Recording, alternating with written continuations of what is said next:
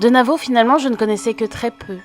Bref, bloqué, sa bromance avec Yann Kojandi, cet humour délicieusement provoque. Je m'intéresse rarement aux personnes dont j'admire le travail car je sais qu'on est souvent déçus. Les gens qu'on admire sont tristement nos semblables au fond.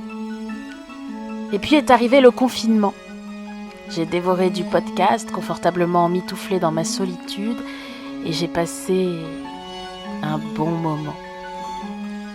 À l'écouter parler, j'avais toujours envie d'en entendre davantage et j'ai vogué de podcast en podcast à la découverte de Bruno. Et croyez-moi, il y en a un paquet. Alors que je buvais ses paroles, c'est pourtant sa plume qui a fini par me cueillir.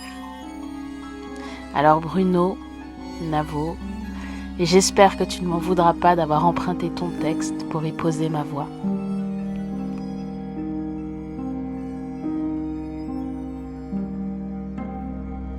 Je vous déteste. Je vous déteste parce que vous mentez aux autres, puis à vous-même. Vous êtes triste et vous ne réglez rien. Vous branchez vos petits vidéoprojecteurs de problèmes et vous les diffusez sur la peau de l'autre pour mieux lui en vouloir, pour le trouver moche, comme vous. Vous cachez derrière vos « c'est la vie » et vos « que veux-tu » toute la lâcheté, toute la trouille qu'on vous a enfoncée jusqu'au cœur.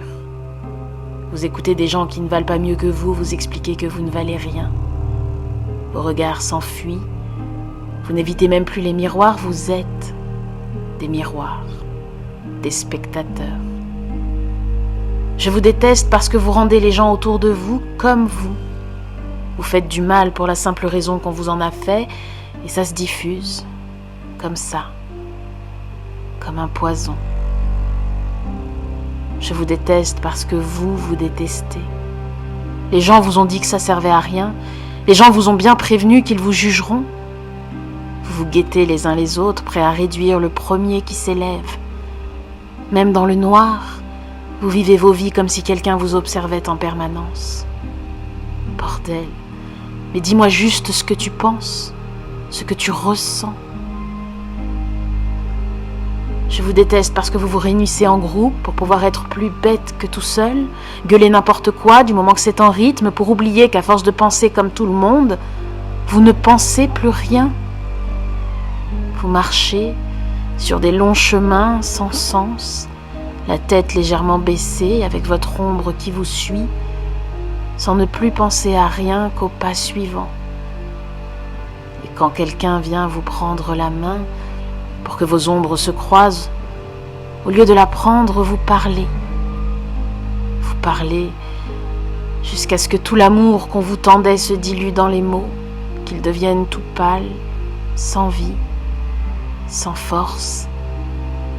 Vous négociez, vous doutez, vous vous méfiez, vous regardez les autres, vous regardez, vous projetez. Vous n'avez rien réglé tout seul, alors vous profitez de l'autre pour lui reprocher ce que vous n'arrivez pas à être. Vous retournez l'amour qu'on vous proposait dans tous les sens, jusqu'à l'usure, vous cherchez le problème, vous fuyez. Vous parlez d'amour, mais chacun fait son petit cocktail perso et lui donne ce nom. Chacun y met les ingrédients qui l'arrangent et explique aux autres que sa recette est la bonne, que c'est ça l'amour, que ça peut pas être autre chose. Il y a du soleil qui s'étale sur le parquet du salon. Ton pied nu marche sur du chaud. Et puis, de temps en temps, vous vous souvenez.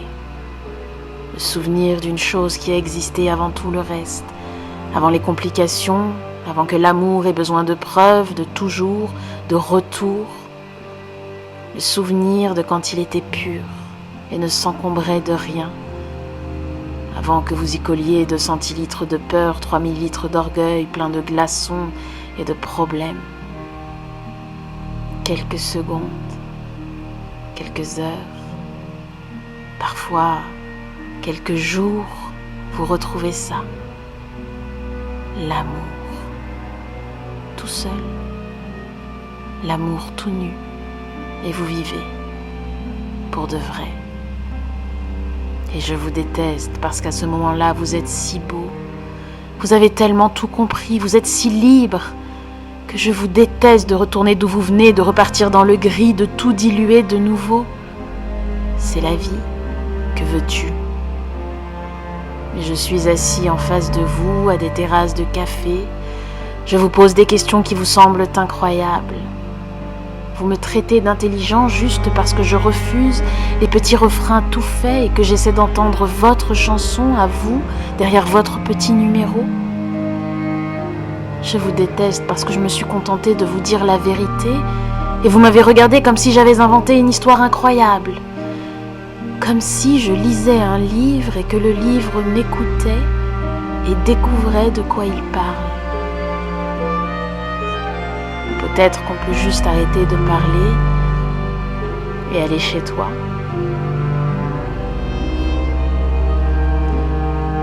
Je vous déteste parce que vous avez toutes les raisons du monde d'être triste, petit, peureux et douloureux.